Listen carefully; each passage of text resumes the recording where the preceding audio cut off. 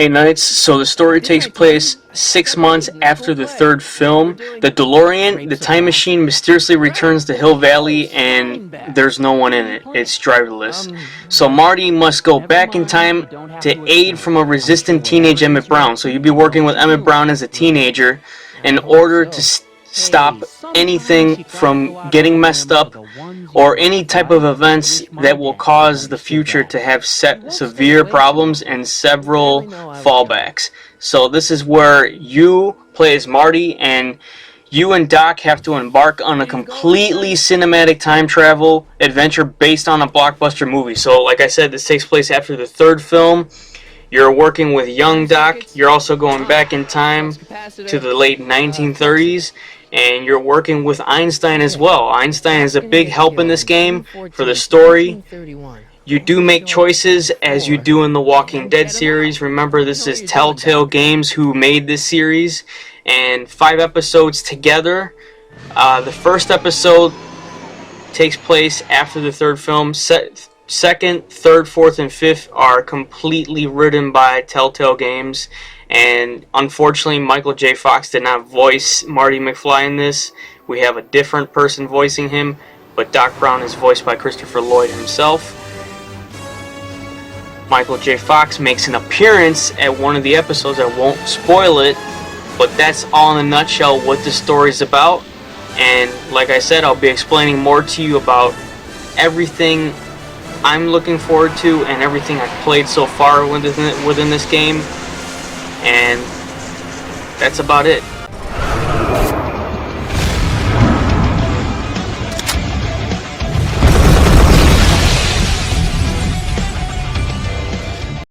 The graphics, even though it's similar to The Walking Dead and The Wolf Among Us, I ran into some graphical glitches as well as bugs. Sometimes when I was walking Marty into the courthouse or somewhere along the story where he's in the 1930s, I ran into a couple glitches where, like, you'd see Einstein glitching, you'd see Marty walking into a wall and getting stuck. Also the voice acting. The lip syncing is very off. Like when you see Marty or Doc Brown talk, it doesn't match the lips.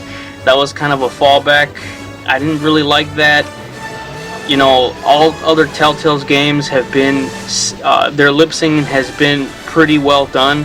But for some reason in this game, since I've been playing episode 1, 2, and 3 right now, I've ran into the lip syncing having a lot of issues with that. So that was another fallback I didn't like about this game. Like I said, the graphics are good for what they stand for, but at the same time you run into a lot of glitches, and some of the trees don't look too real. I mean, you know, it's a Telltale game, don't get me wrong, where you make decisions and everything, but they could have done better with this instead of rushing it out for the 30th anniversary. So that's just my opinion, and you know, some people may agree with me, but yeah, that's what I thought.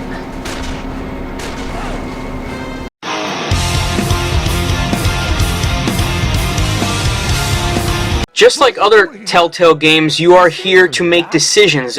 As Marty McFly, you will be thrown with choices, and with the choices you make will affect the characters that you are around.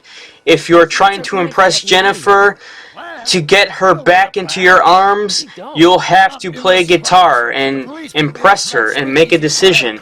If you want to join in the mob, if you are trying to lie about your name in the 1930s, you'll have to come up with a name. For example, Michael Corleone or something in that regard. Even if you make a split decision, I feel as if even though you make different decisions, the outcome of the game will still be the same. Unlike The Walking Dead or The Wolf Among Us, whatever decisions you make will make a difference in the game. I didn't feel this connection with this gameplay.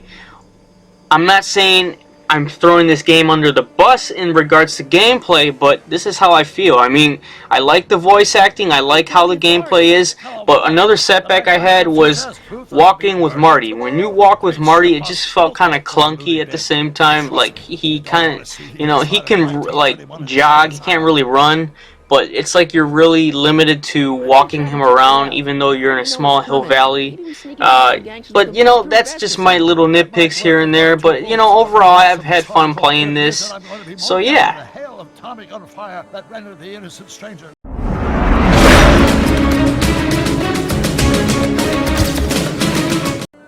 If you are a Back to the Future fan, like myself, you will enjoy this game for what it's worth. Even though I had many flaws with this game and graphical glitches, I still had a lot of fun playing it. I did buy it for PS4, the 30th anniversary edition, and I had some fun with it. I'm on episode 3 right now, and I've seen episode 4 and 5. Even though Michael J. Fox isn't voicing Marty, the guy who voices him does a great job. And overall, I had a lot of fun playing this. It reminded me of the films, and I kind of want to go back and watch these films now. Not because it's the anniversary of the films today, but just because I played this game. My final verdict, well, I'd give it a 7.5 out of 10. Not the best game of Telltale, but still a highly recommended fun game if you're a Back to the Future fan. Until next time, guys, Critical Redemption out.